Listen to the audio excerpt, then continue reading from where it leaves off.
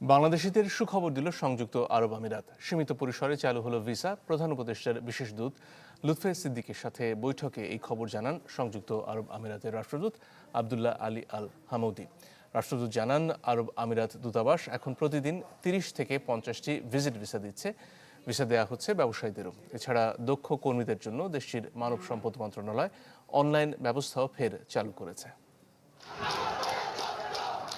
জুলাই গণঅভ্যুত্থানের সময় ছাত্র জনতার পক্ষে অবস্থান নিয়ে সংযুক্ত আরব আমিরাতে হাসিনা বিরোধী বিক্ষোভ করেন প্রবাসী বাংলাদেশিরা।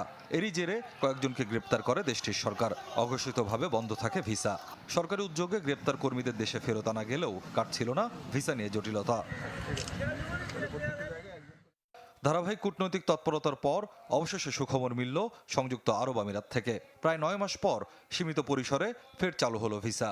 প্রধান উপদেষ্টার বিশেষ দূত লুৎফে সিদ্দিকের সাথে সাক্ষাতে এ খবর দেন ঢাকায় নিযুক্ত দেশটির রাষ্ট্রদূত আবদুল্লাহ আলী আল হামৌদি। জানান, দূতাবাস এখন প্রতিদিন ৩০ থেকে ৫০টি ভিজিট ভিসা দিচ্ছে। ব্যবসায়িক প্রতিনিধি দলের জন্য গ্রুপ ভিসা প্রসেসিং দ্রুততর করা হয়েছে, যা দ্বিপাক্ষিক সম্পর্ক আরও গভীর করবে। রাষ্ট্রদূত জানান, একটি বড় অগ্রগতির অংশ হিসেবে ইউএই মানব সম্পদ মন্ত্রণালয় দক্ষ কর্মীদের জন্য অনলাইনে ভিসা আবেদন প্রক্রিয়া আবার চালু করেছে।